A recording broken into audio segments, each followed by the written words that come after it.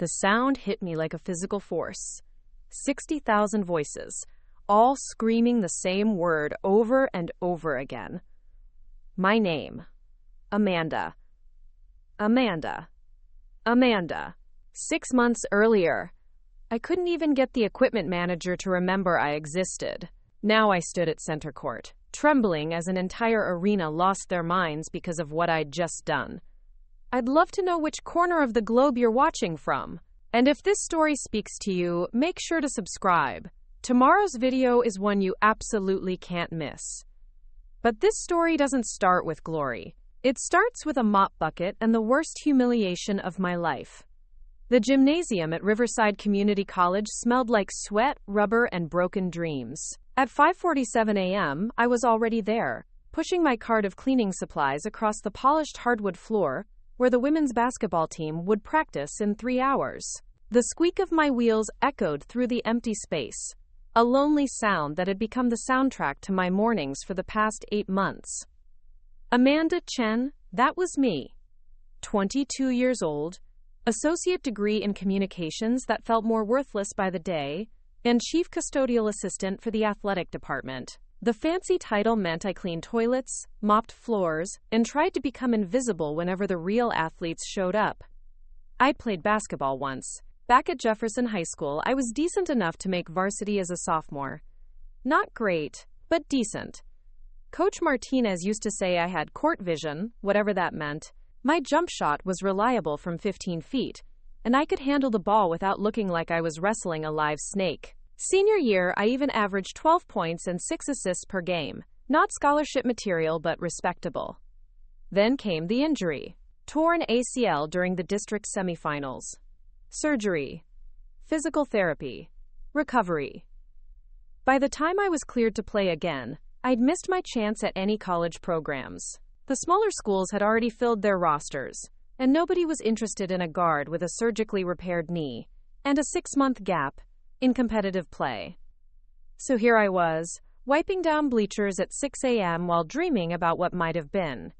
The first players usually arrived around 8:30. Sarah Thompson, the team captain, was always punctual. She'd nod at me. Not dismissively, just the way you acknowledge furniture that happens to be in your peripheral vision. The other girls barely registered my existence. I was part of the background, like the motivational posters on the walls or the championship banners hanging from the rafters. Coach Patricia Williams was different. She noticed everything. Every dust bunny I missed, every streak I left on the mirrors, every second I lingered too long watching their drills from the supply closet doorway. She had this way of looking at me that made me feel simultaneously seen and completely transparent. "You played," she said one Tuesday morning in October. It wasn't a question. I was refilling the water bottles, trying to time my task so I could watch them run their offensive sets. Coach Williams had walked up behind me so quietly I nearly dropped the entire rack. "High school," I managed, hoping my voice sounded steadier than it felt. "Position?" "Point guard. Well, combo guard, really. I played both spots depending on what we needed." She studied me for a moment, her dark eyes taking inventory of something I couldn't identify. Patricia Williams had been coaching for 15 years. She'd taken 3 different programs to conference championships and had a reputation for seeing potential where others saw problems. "You watch us practice every day," she continued. Heat flooded my cheeks. "I'm sorry, I know I shouldn't." "What do you see when you watch?" The question caught me off guard. Most adults ask me about my cleaning schedule or whether I'd remembered to stock the paper towels. Nobody asked me about basketball. Nobody asked me what I saw. "Jessica Porter drifts on her screens," I said before I could stop myself. "She rolls instead of popping, so the defense stays home on your shooters. And your transition offense breaks down because nobody's calling out the numbers. Your guards are looking for their shots instead of setting up the system." Coach Williams raised an eyebrow. "Anything else?" I should have stopped. I should have apologized and gone back to my water bottles. Instead, 3 years of watching basketball from the outside came pouring out. Your zone defense is predictable. Teams are killing you with ball reversal because everyone rotates at the same speed. And your best player, Sarah Thompson. She's not getting enough touches in the post because your entry passes are too high. She's 6'2", but she's catching the ball at shoulder level instead of at the waist where she can go to work immediately. The gymnasium fell silent. I realized the entire team had stopped their layup drill and was staring at us. Sarah Thompson stood under the basket with a ball tucked under her arm, her expression unreadable. Jessica Porter, the junior forward I'd just criticized, looked like she'd swallowed something unpleasant. "Interesting," Coach Williams said. "You've been watching closely. I'm sorry, I know it's not my place. Be here tomorrow at 7 a.m. gym close." She walked away before I could respond, leaving me standing there with a rack of water bottles and 20 pairs of eyes boring into me. The next morning, I showed up in my old high school practice gear, shorts that were probably too short, and a faded Jefferson Eagles t-shirt that had seen better days. My hands shook as I laced up my basketball shoes for the first time in 4 years. The familiar weight of them felt like putting on a costume for a role I wasn't sure I remembered how to play. Coach Williams was waiting for me at center court with a basketball. "Show me your form," she said, tossing me the ball. I caught it, felt the familiar texture of the leather against my palms, and lined up for a shot from the free throw line. Feet shoulder-width apart, shooting elbow under the ball, follow through with a soft snap of the wrist. The ball arced through the air in a perfect parabola and swished through the net. Again. I retrieved the ball and shot again. Swish. Moved to the wing. I dribbled to the right wing, squared up and shot. Good. Other wing. Good. Behind the three-point line. Good. For 20 minutes, she had me shoot from different spots around the court. My legs felt weak, and my wind was terrible, but muscle memory is a powerful thing. The shot felt natural, automatic, like riding a bicycle or typing your own name. "Your release is consistent," she said when I'd finished. "Quick, too. How long since you played competitive basketball?" 4 years. Well, 3 years and 8 months. Injury? ACL, left knee. She nodded like she'd expected that answer. "You move like someone who's thinking about their knee." "It's fine, cleared for all activities." I didn't ask if it was cleared. I asked if you move like someone who's thinking about it. She was right. Even now, 4 years later, I found myself favoring my right leg on hard cuts, planting softer on my left foot, playing it safe in ways I hadn't even realized. The team practices Tuesday through Friday, 8:30 to 10:30, games on weekends. If you want to try out, you'll need to maintain your custodial duties and your grades. This isn't charity. You'll earn whatever you get. Understood? I nodded, not trusting my voice. One more thing. Half the girls in there think I've lost my mind bringing in the janitor to play basketball. The other half think it's insulting to them that I'm even considering it. You're going to have to prove you belong, and you're going to have to do it every single day. She started walking toward her office, then stopped and turned back. Amanda, right? Yes, ma'am. Don't make me regret this. The next Tuesday, I walked into practice as a player for the first time. The atmosphere was Arctic. Sarah Thompson and her core group, Jessica Porter, Madison Kelly, and twins Emma and Olivia Santos, huddled together during warm-ups, shooting glances in my direction that could have frozen lava. The younger players, mostly freshmen and sophomores, seemed caught between curiosity and confusion. A lot of love and effort went into bringing this story to life. If you're enjoying it, we'd be so grateful if you'd subscribe to our channel. Now back to where we left off.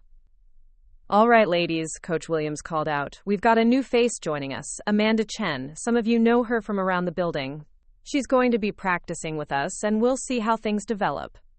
Madison Kelly, a senior guard who averaged 18 points per game, raised her hand.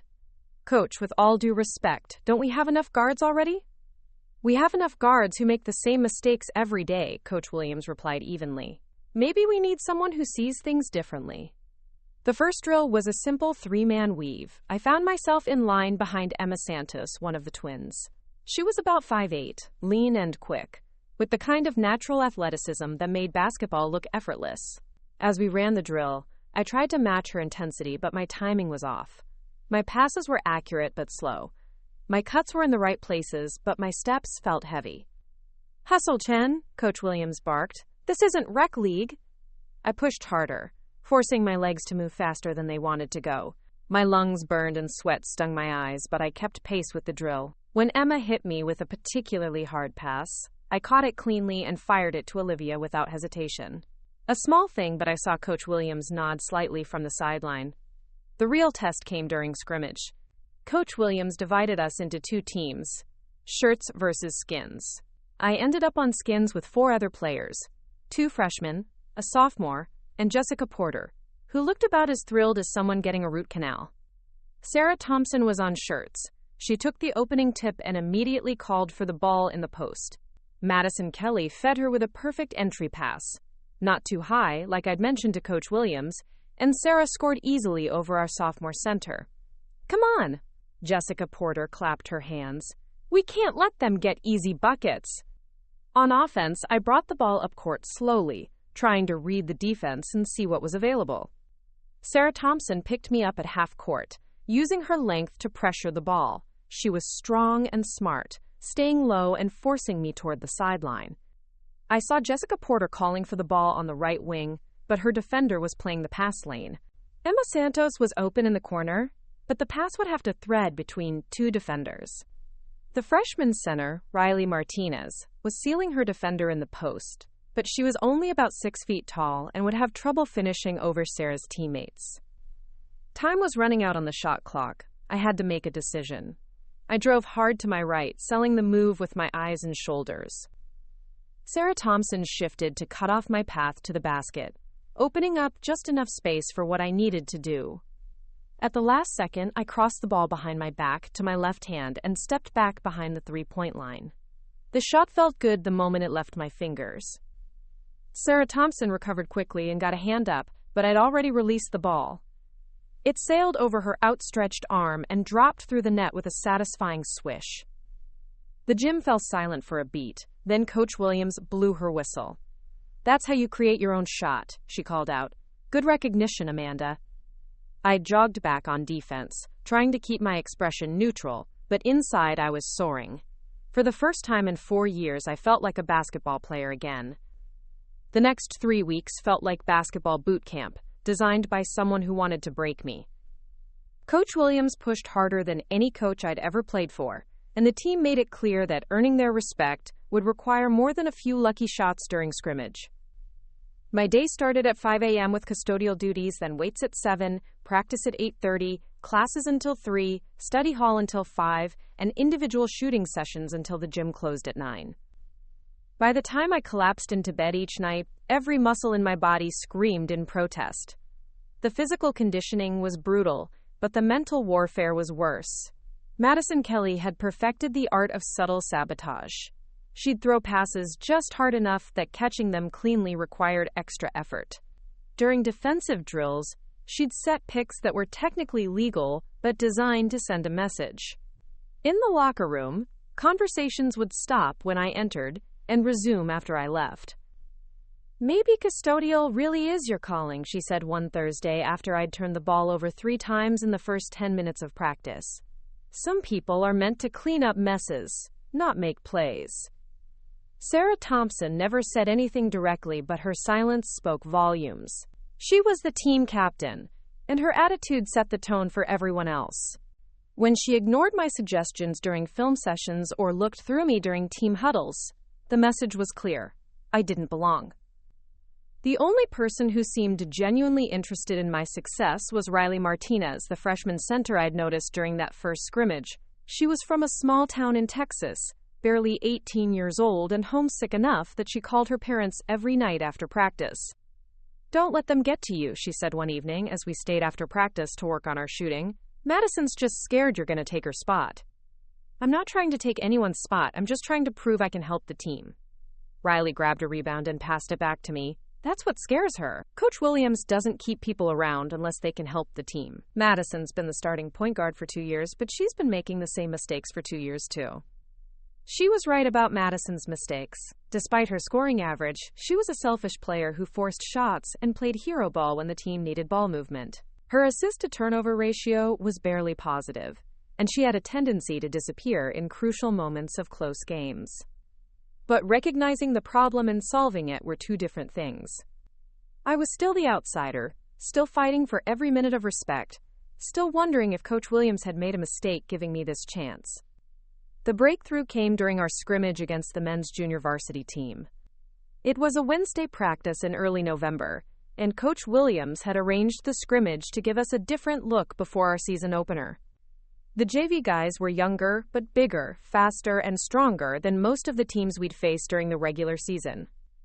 They jumped out to an early lead, pressing full court and turning the game into a track meet. Our starters looked rattled. Madison Kelly kept trying to dribble through double teams instead of finding the open player.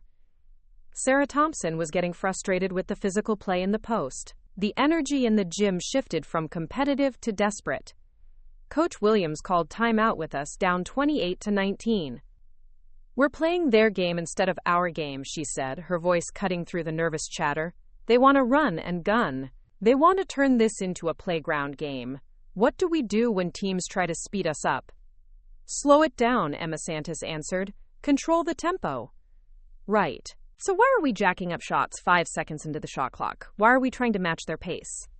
She looked directly at Madison Kelly, but Madison was staring at the floor. "Amanda," Coach Williams said suddenly, "you're in for Madison. Bring us back to our system." The gym went quiet. This was the first time Coach Williams had put me in during a competitive scrimmage situation. I could feel Madison's eyes burning holes in my back as I walked to the scorer's table. "Run the motion offense," Coach Williams called out as I checked in. "Look for the best shot, not the first shot." The JV point guard, a cocky sophomore named Derek Washington, grinned when he saw me coming onto the court. "They're putting in the janitor? This should be fun." His teammates laughed, but I'd heard worse. I brought the ball up court slowly, letting the defense set up and forcing them out of their pressing rhythm. Derek played me tight, trying to turn me toward the sideline, but I kept my dribble low and my body between him and the ball. Instead of looking for my own shot, I swung the ball to Emma Santos on the wing. She attacked her defender's closeout and drew help from the post, then kicked it to Sarah Thompson for an easy score. 2 possessions later, I found Riley Martinez with a bounce pass through traffic for another bucket. "That's what I'm talking about," Coach Williams shouted. "Make them defend for the full shot clock." Derek Washington was getting frustrated. He started gambling for steals, reaching across my body and bumping me off my path. On one possession, he grabbed my jersey as I tried to drive past him, a clear foul that the student referee missed. "Come on, ref," Sarah Thompson called out, surprising me by actually advocating for a call in my favor. The game settled into a different rhythm. We weren't trying to outrun them anymore. We were making them work for every possession. I hit Riley Martinez with 3 more passes in scoring position. I found Emma Santos open in the corner for a 3-pointer. Most importantly, I got Sarah Thompson the ball where she could be effective, low in the post with good position instead of 15 feet from the basket. With 2 minutes left, we'd cut their lead to 45-43. Derek Washington was tired from chasing me around screens, and his teammates were getting sloppy with their rotations. I called for a high screen from Riley Martinez and used it to create separation. The defense switched, putting their center on me. He was 6'6" and probably weighed 220 pounds, but he was flat-footed and expecting me to pass the ball out of the mismatch. Instead, I drove hard to my left, forcing him to backpedal, then pulled up for a mid-range jumper. The shot went in, and suddenly we were tied. "Holy shit," I heard one of the JV players mutter. Derek Washington caught the inbound pass and immediately tried to push the pace, but Emma Santos forced him toward the sideline and Riley Martinez rotated over to provide help. He picked up his dribble in traffic and had to call timeout. 40 seconds left, Coach Williams said during the huddle. "They're going to press. Amanda, I want you to attack the press and look for the best available shot. Everyone else, space the floor and be ready." The JV team pressed, just like Coach Williams predicted. Derek Washington and his backcourt partner trapped me near half court, but I'd seen this coverage before. I waited until they fully committed to the trap, then split between them with a hard dribble and accelerated toward the basket. Their center rotated over to stop my drive, leaving Sarah Thompson alone under the basket. I delivered the pass with perfect timing, not too early where the defense could recover, not too late where Sarah couldn't catch and finish. She caught the ball in perfect position and scored easily. We held them on the final possession and won 47-45. As we walked off the court, Sarah Thompson jogged up beside me. "Nice game, Amanda. That pass at the end was perfect." It was the first time she'd spoken to me as a teammate, instead of an obstacle. In the locker room after the scrimmage, the atmosphere was different. Players who had barely acknowledged my existence for 3 weeks were suddenly asking about my background, my injury, my plans for the season. Madison Kelly sat in her corner, still sulking about being pulled from the game, but she was outnumbered now. Coach Williams pulled me aside as I was leaving. "You did exactly what I hoped you'd do out there," she said. "You slowed the game down when we needed it slowed down. You got your teammates involved. You made the right play at the right time." "Thank you, Coach." "Don't thank me yet. That was one scrimmage against a JV team. We opened the season Friday night against Valley State. They went 23-7 last year, and they're expecting to run us out of the gym. This was just the beginning." She was right, but something had shifted during that scrimmage. For 27 minutes, I hadn't been the janitor trying to play basketball. I'd been a basketball player who happened to work custodial during the day. The difference was subtle but crucial. As I walked across campus that night, I thought about Derek Washington's comment about putting in the janitor. In 2 days, I'd get my first chance to show a real crowd that I was much more than that. The question was whether I could handle the pressure when it really mattered. Valley State's bus pulled into our parking lot at 6:15 p.m., and I watched from the equipment room window as their players stepped off. They looked like they'd been built in a laboratory specifically for basketball, tall, athletic, and carrying themselves with the confidence that comes from expecting to win. Their point guard, Jasmine Rodriguez, had been featured in Sports Illustrated's college preview issue. She was 5'10" with lightning-quick hands and averaged 21 points per game as a sophomore. Standing next to her was their center, a 6'4" junior named Ashley Brooks, who'd transferred from a Division I program after tearing her Achilles tendon. The injury had cost her a year, but it also meant Valley State got a player who should have been competing at a much higher level. Our gym could hold about 800 people when packed, but tonight it felt like half the county had shown up. Students from both schools filled the bleachers, and I spotted several college scouts in the stands with their notepads and radar guns. This wasn't just our season opener, it was a measuring stick game that would tell us where we really stood. I'd been named to the starting lineup that morning. Coach Williams posted the roster on her office door without ceremony. Sarah Thompson at center, Jessica Porter and Emma Santos at forward, Madison Kelly and Amanda Chen at guard. Madison had stared at the paper for a full minute, as if willing my name to disappear, before storming off to make angry phone calls to someone who would validate her outrage. "You nervous?" Riley Martinez asked as we finished our pregame warm-ups. She wouldn't start tonight, but Coach Williams had promised her significant minutes off the bench. "Terrified," I admitted. "What if I freeze up? What if I prove everyone right about not belonging here?" "Then you pick yourself up and try again. That's what basketball players do." The locker room before tip-off was electric with nervous energy. Coach Williams kept her pre-game speech simple. "They're bigger than us. They're more athletic than us. They have more talent than us. But they don't know our system, they haven't practiced together as long as we have, and they definitely don't want it more than we do. Play smart, play together, and let's see what happens." The starting lineups were announced over the crackling PA system. When my name echoed through the gymnasium, at point guard, sophomore Amanda Chen, the response was mixed. Our home crowd cheered politely, but I could hear scattered confusion from people who'd never seen me play before. Valley State's players looked genuinely puzzled. Their coach, a veteran named Patricia Reynolds, squinted at me from across the court like she was trying to solve a riddle. Jasmine Rodriguez won the opening tip for Valley State and immediately pushed the tempo.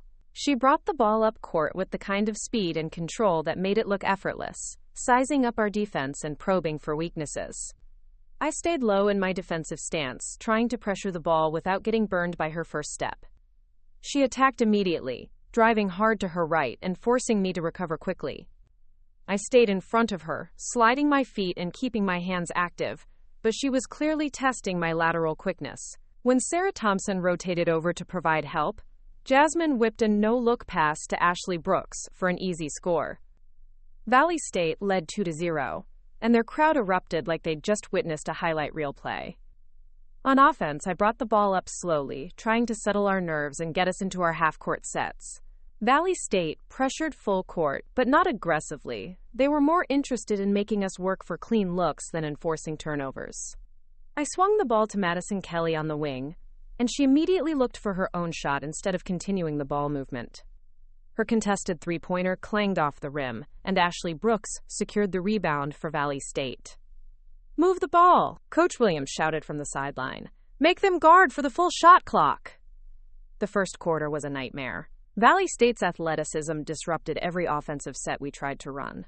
Jasmine Rodriguez picked off 2 of my passes in the first 5 minutes, turning both into fast break scores.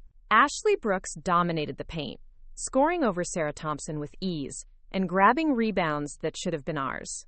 By the end of the quarter, we trailed 22-11, and our home crowd had gone disturbingly quiet. During the timeout, Coach Williams was surprisingly calm. "They're playing at their pace, not ours. Every possession feels like a track meet. What do we do when teams try to speed us up?" "Slow it down," Emma Santos said, echoing the same lesson from our scrimmage against the JV team. "Exactly. Amanda, I want you to hold the ball longer. Make them defend in their half-court sets. Sarah, be patient in the post. Your shots will come.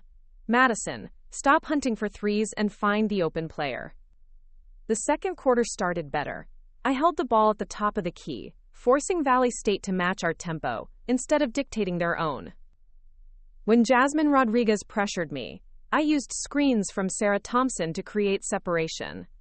When she backed off, I patiently worked the ball around the perimeter until someone came open. The breakthrough came midway through the quarter.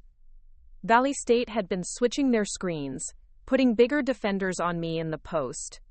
Their forward, a 6'2" junior named Kelly Patterson, found herself guarding me after a switch, and Coach Williams immediately called for isolation. Kelly Patterson was strong and long, but she was also flat-footed and expecting me to pass out of the mismatch. Instead, I drove hard to my left, using my lower center of gravity to get by her initial step. When Ashley Brooks rotated over to help, I pulled up for a mid-range jumper, the same shot I'd hit in the scrimmage against the JV team. The ball swished through the net, and our crowd came alive for the first time all night. "There we go!" Sarah Thompson shouted, clapping her hands as we jogged back on defense. 3 possessions later, I found Jessica Porter open in the corner for a three-pointer. Then I hit Sarah Thompson with a perfect entry pass for a score in the post. Valley State called timeout with us having cut their lead to 31-26, and suddenly the gym felt like a completely different place. "That's the way to fight back," Coach Williams said during the huddle. "Now we're playing our game. Keep executing, keep moving the ball, and stay disciplined on defense." The rest of the half was a chess match. Valley State would make a run, we'd answer with a run of our own. Jasmine Rodriguez was still getting her shots, but we were making her work harder for them. Ashley Brooks was still a problem in the post, but Sarah Thompson was holding her own and making her earn everything she got. At halftime, we trailed 43-38. It wasn't where we wanted to be, but it was a hell of a lot better than where we'd been after the first quarter. In the locker room, the mood was cautiously optimistic. Madison Kelly, who'd struggled in the first half, pulled me aside before Coach Williams began her halftime talk. "I owe you an apology," she said quietly. "I've been acting like a brat because I was scared of losing my starting spot. But watching you play tonight, you make everyone around you better. That's what good point guards do." It was the first genuine thing she'd said to me since I'd joined the team. Coach Williams' halftime adjustments were subtle but crucial. She wanted us to attack Ashley Brooks in the post more aggressively, trying to get her in foul trouble. She wanted Emma Santos to crash the boards harder on our missed shots. And she wanted me to keep looking for my own offense when the defense gave me opportunities. "They're not expecting you to score," she told me. "Jasmine's been playing you to pass first. Make her respect your shot and everything else will open up." The third quarter belonged to us. I hit my first 3 shots, 2 mid-range jumpers and a three-pointer from the top of the key that brought our crowd to their feet. Sarah Thompson found her rhythm in the post, scoring 8 points in the quarter. Most importantly, Ashley Brooks picked up her 4th foul trying to stop one of my drives to the basket. With 1/4 to play, we led 58-55, and Valley State looked rattled for the first time all night. The fourth quarter was when legends are made or dreams are shattered. Valley State came out desperate, pressing full court, and trying to force us into the kind of chaotic game that had worked so well for them in the first quarter. But we were a different team now. More confident, more connected, more dangerous.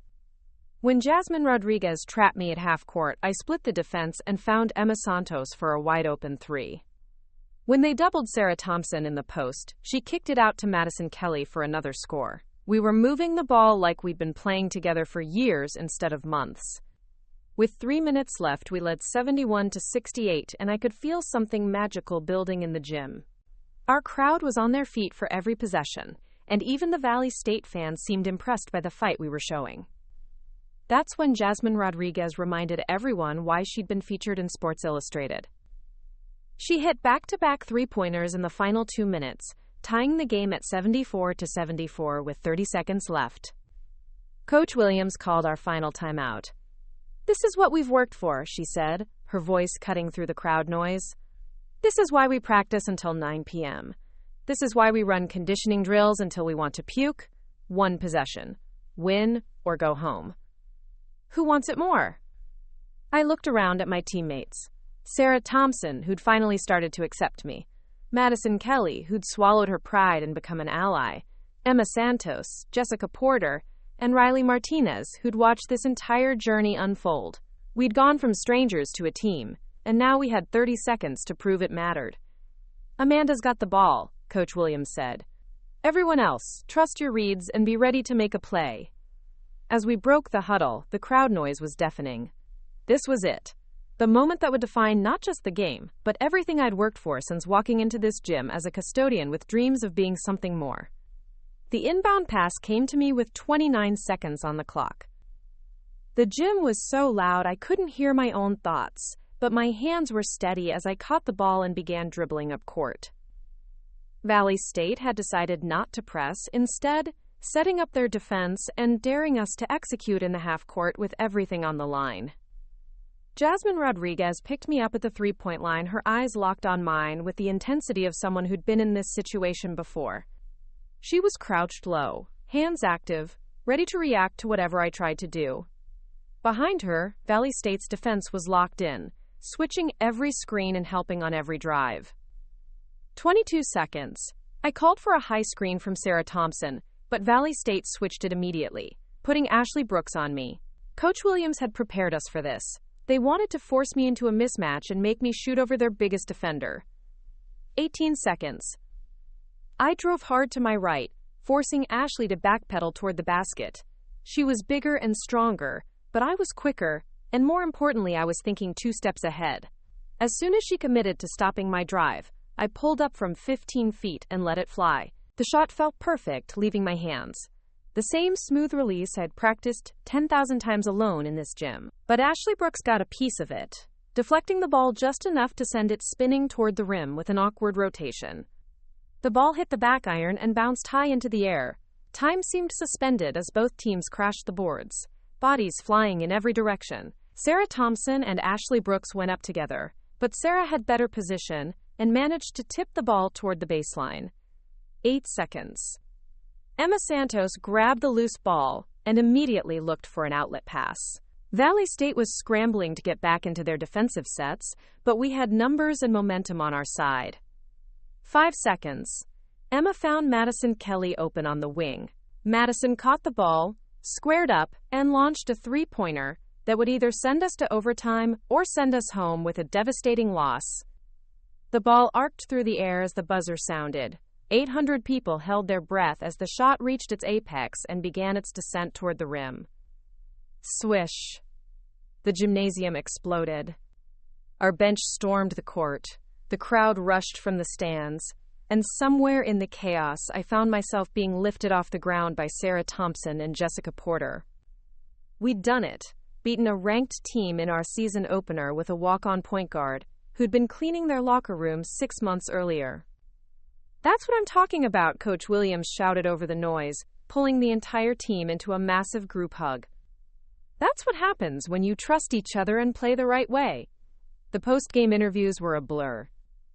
Local reporters wanted to know about the Cinderella story of the custodian-turned-starting point guard.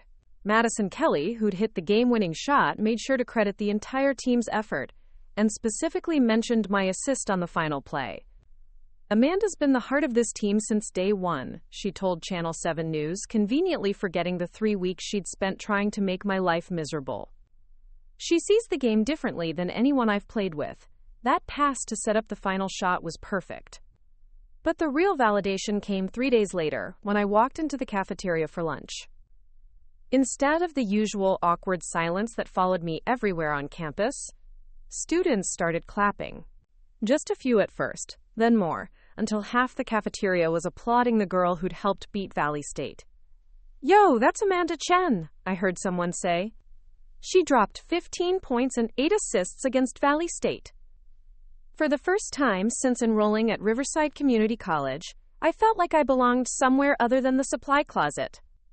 The rest of November flew by in a whirlwind of practices, games, and homework. We won our next 4 games, including a 20-point blowout against West Hills College, where I recorded my first career double-double, 12 points and 10 assists. The team chemistry that had been so elusive during my first weeks was now our greatest strength. Riley Martinez had developed into a reliable sixth man, providing energy and rebounding off the bench. The Santos twins, Emma and Olivia, had found their rhythm as complementary pieces who could score when needed and defend when required. Even Jessica Porter, who'd been the most skeptical of my presence initially, had become one of my biggest supporters. "I was wrong about you," she admitted after our win against Desert Valley. "I thought Coach Williams was trying to make some kind of statement by bringing you on the team. I didn't realize she was just trying to win basketball games." The only cloud on our horizon was Madison Kelly's ankle injury. She'd rolled it badly during practice in early December, and while she was trying to play through the pain, it was clearly affecting her mobility and shooting. Coach Williams was talking about giving her extended rest, which would mean more minutes for me and Riley Martinez. "I can play," Madison insisted during our film session before the Central Valley tournament. "It's just a little sore." "A little sore doesn't make you miss 3 open three-pointers in practice," Coach Williams replied. "I'm not going to let you hurt yourself worse just because you're afraid of losing playing time." The Central Valley tournament was our biggest test of the season. 16 teams from across the state, including several ranked opponents, would compete over 4 days for the championship. Valley State would be there, still ranked despite their loss to us. So would Monterey Bay College, the defending state champions who'd won 28 games the previous season. Our first game was against Harbor Community College, a team we'd beaten by 12 points earlier in the season. They'd improved significantly since then, adding a transfer point guard named Sophia Turner, who'd originally committed to a Division I program before academic issues forced her to junior college. The game was played at a neutral site, Pacific Coast University's 4,000-seat arena, and the atmosphere was completely different from anything we'd experienced. Professional lighting, courtside seating for college scouts, and a crowd that included coaches from universities across the country looking for hidden gems to recruit. Sophia Turner was everything the scouting reports had promised. She was 6 feet tall with long arms, and the kind of court vision that made difficult passes look routine. In the first quarter, she carved up our defense for 3 assists and scored 8 points herself, helping Harbor jump out to a 19-12 lead. "She's good," Riley Martinez said during our first time out. "Really good." "Yeah, but so are we," Sarah Thompson replied. "We just need to make adjustments."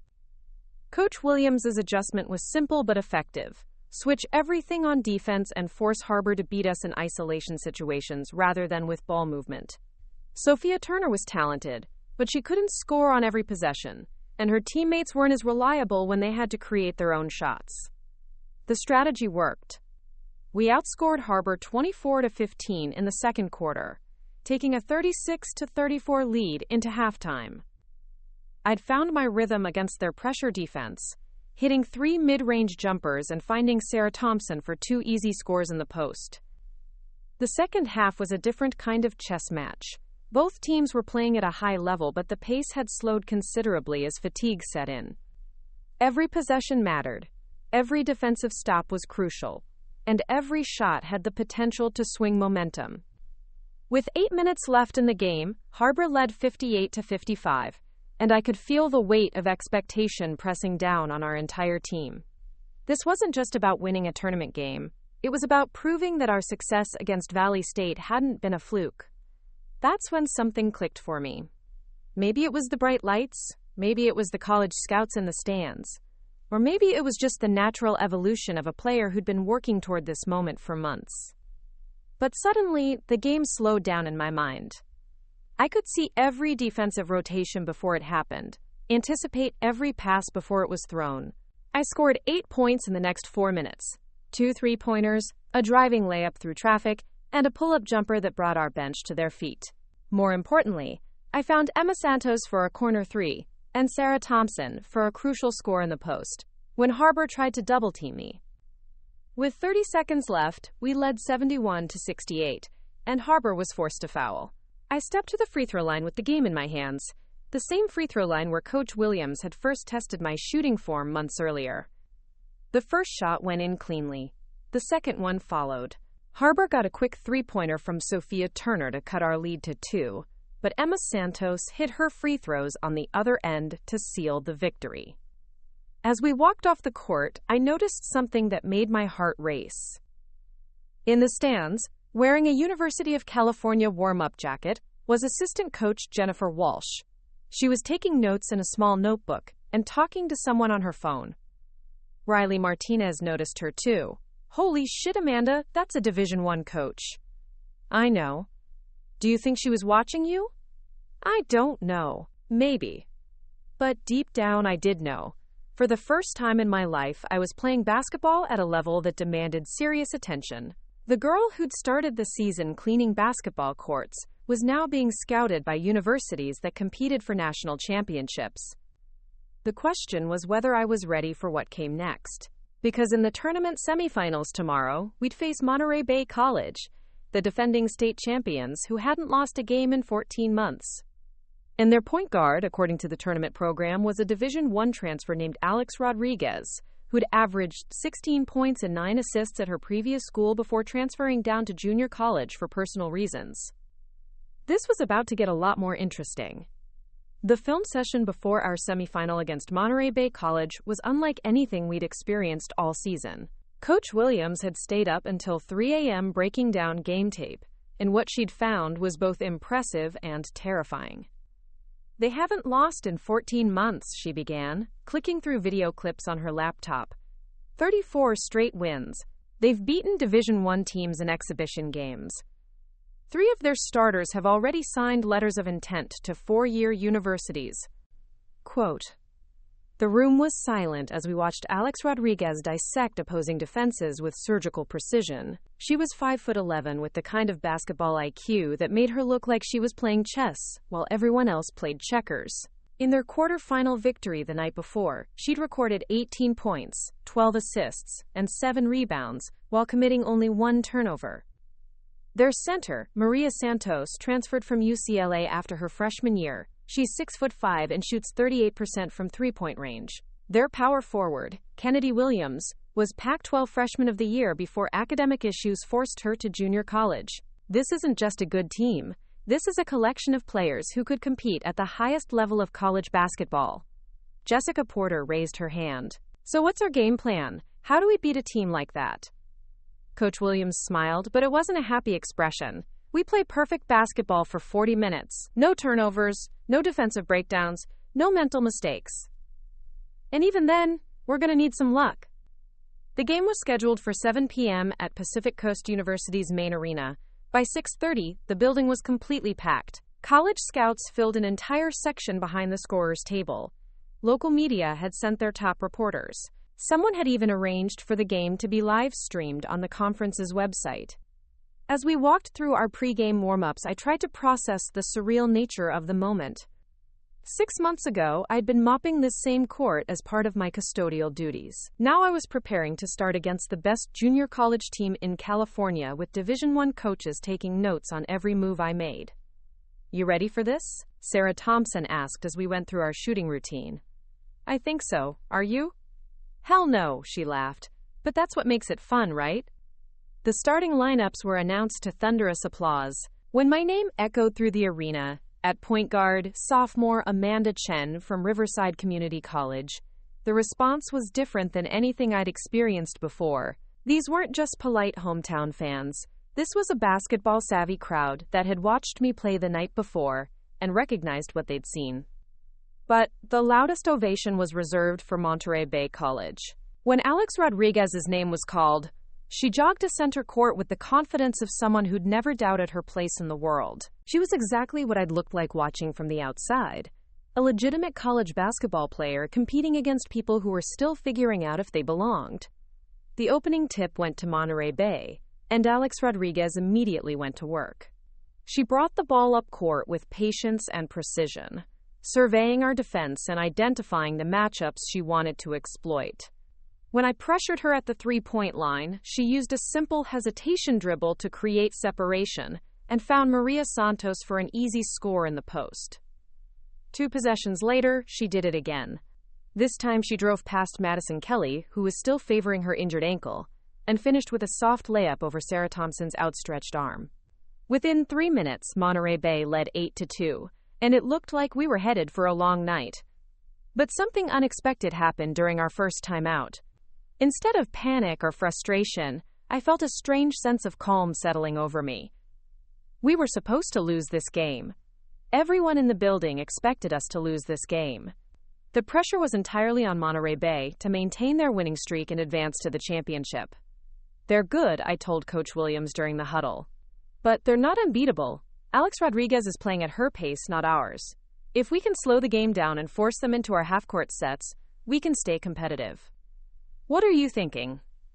Let me guard Alex Rodriguez straight up. No switching, no help defense unless absolutely necessary. Make her beat me one-on-one, and see if the rest of their team can create offense without her setting them up. It was a risky strategy. Alex Rodriguez was bigger, stronger, and more experienced than me. But she was also used to having teams throw multiple defenders at her and disrupt her rhythm with constant pressure. Maybe a different approach would catch her off guard. Coach Williams nodded. Do it. Everyone else, stick to your assignments and trust Amanda to handle their point guard. The adjustment worked better than anyone expected. When Alex Rodriguez couldn't find easy passing lanes because her teammates weren't getting the same looks they were accustomed to, she started forcing shots. When I stayed disciplined in my defensive stance and didn't gamble for steals, she had to work harder for every basket. More importantly, our offense began to find its rhythm.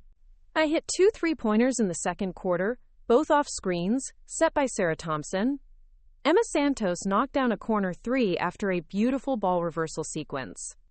Madison Kelly, playing through obvious discomfort, contributed 8 points on efficient shooting. At halftime, we trailed 41-38, and the crowd was buzzing with anticipation. This wasn't supposed to be competitive, but we'd turned it into a genuine contest between 2 teams playing at an extremely high level. In the locker room, the mood was electric. Players who'd been nervous and tentative in the first quarter were now talking with confidence about the second half. Riley Martinez, who'd played valuable minutes off the bench, was drawing up plays on the whiteboard and explaining how she thought we could attack their zone defense. They're rattled, Jessica Porter observed. Did you see their coach during that last timeout? He was screaming at Alex Rodriguez about shot selection. They're not used to being in close games. Coach Williams let us talk through our own adjustments before offering her perspective. 34 straight wins creates a lot of pressure. They're supposed to win every game by double digits. The fact that we're hanging around is going to mess with their heads eventually. But we can't just hang around. We need to take control of this game. The third quarter was a masterpiece of basketball execution. Both teams were playing mistake-free offense and locked-in defense. Alex Rodriguez answered my three-pointer with a driving layup. Maria Santos scored over Sarah Thompson in the post. Then Sarah responded with a hook shot of her own. For 12 minutes, neither team could gain more than a 4-point advantage. The turning point came with 2 minutes left in the quarter. Monterey Bay had built their largest lead of the night at 58-51. And their crowd was starting to get comfortable. Kennedy Williams had just scored on consecutive possessions, and it felt like the defending champions were about to put the game away. That's when I decided to take over. I hit a step-back three-pointer over Alex Rodriguez's outstretched hand. On the next possession, I stole her entry pass and found Emma Santos for a fast break layup. 30 seconds later, I drove through their entire defense and scored with a floater in the lane that brought our bench to their feet. In less than 2 minutes, I'd scored 8 points and cut their lead to 58-59. The arena was pandemonium, and for the first time all night, Monterey Bay looked uncertain. The fourth quarter was everything a championship-level basketball game should be. Lead changes, clutch shots, defensive stops that brought crowds to their feet, and moments of individual brilliance that reminded everyone why they loved the sport. Alex Rodriguez proved why she'd been a Division I player, scoring 12 points in the final quarter and making passes that seemed to defy the laws of physics. But our entire team rose to match her intensity. Sarah Thompson dominated the paint when it mattered most. Madison Kelly hit 2 crucial three-pointers despite her ankle injury. Emma Santos came up with 3 offensive rebounds that led directly to second-chance points. With 90 seconds left, we led 79-77, and I could feel something magical building in the arena. The crowd was on their feet for every possession, college scouts were frantically taking notes, and even the Monterey Bay fans seemed impressed by the fight we were showing. That's when Alex Rodriguez reminded everyone why she was special. She hit a three-pointer from 25 feet with my hand in her face. Then she stole Madison Kelly's cross-court pass and scored on a fast break. Suddenly, we trailed 82-79 with 45 seconds on the clock. Coach Williams called our final timeout. "This is it," she said, her voice cutting through the crowd noise. "This is what we've worked for all season. Forget about their ranking. Forget about their winning streak. Forget about everything except the next possession. Execute the play, trust each other, and let's see what happens." The play was simple. Screen and roll between me and Sarah Thompson, with everyone else spacing the floor and being ready to make the extra pass. We'd run it hundreds of times in practice, but never with this much pressure and this many people watching. I brought the ball up court slowly, letting the clock run down to 15 seconds before initiating our offense. Alex Rodriguez was playing me tight, anticipating the screen and trying to force me toward the sideline. Sarah Thompson set a perfect pick, and I used it to create separation and drive toward the basket. Maria Santos rotated over to stop my drive, exactly like we'd planned. I delivered a perfect pass to Sarah Thompson, who caught the ball in ideal position and scored over Kennedy Williams' contest. 82-81, Monterey Bay. With 18 seconds left, they called timeout immediately, and their coach designed a play to get Alex Rodriguez an open look. But Emma Santos anticipated the screen and switched perfectly, forcing Alex to take a difficult shot over our longer defender. The ball hit the rim and bounced high into the air. I grabbed the rebound with 8 seconds left and immediately called timeout. We had one final possession to either tie the game or take the lead. In the huddle, Coach Williams looked directly at me. "What do you want to run?" "Give me the ball and let me create," I said without hesitation. "If they double me, I'll find the open player. If they don't, I'll take the shot." It was the most confident I'd ever felt on a basketball court. The inbound pass came to me with 7 seconds on the clock. Alex Rodriguez was guarding me straight up, playing me to drive toward the middle of the court. Behind her, Monterey Bay's defense was set up to help if I attacked the basket. 5 seconds. I drove hard to my right, forcing Alex to backpedal and respect my ability to get to the rim. But this wasn't about getting to the basket. This was about creating the perfect shot. 3 seconds. I pulled up from 18 feet, the same spot where I had made countless shots during solitary practice sessions in this gym. Alex Rodriguez got a hand up, but I'd already released the ball with the same smooth form that Coach Williams had noticed months earlier. The ball arced through the air as the buzzer sounded. 4,000 people held their breath as the shot reached its apex and began its descent toward the rim. Swish. The arena exploded. Our bench stormed the court. The crowd rushed from the stands, and somewhere in the chaos, I found myself being lifted off the ground by my teammates. We'd done the impossible, beaten the defending state champions, and advanced to the tournament final. But the celebration was interrupted by something I'd never experienced before. As the crowd noise began to die down, I heard something that made my heart race, a chant building from our section of the arena. "Amanda! Amanda! Amanda!" It started with just a few voices, but it grew louder and more widespread until hundreds of people were chanting my name. The girl who'd been called a nobody, who'd been ignored and dismissed and told she didn't belong, now had an entire arena acknowledging what she'd accomplished. The post-game interviews were a blur of questions about the shot, the comeback, and what it meant to beat such a highly regarded opponent. But the question that stuck with me came from a reporter for the Los Angeles Times.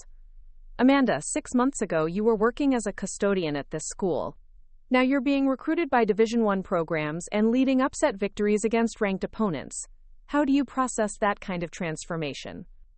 I thought about the question for a moment, remembering the early morning shifts mopping these same floors, the skeptical looks from teammates, the doubt I'd carried about whether I truly belonged in competitive basketball.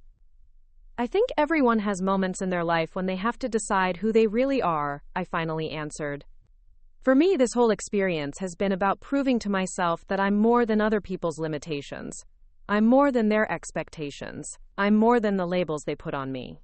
The championship game was scheduled for the next evening, and our opponent would be Valley State, the same team we'd beaten in our season opener.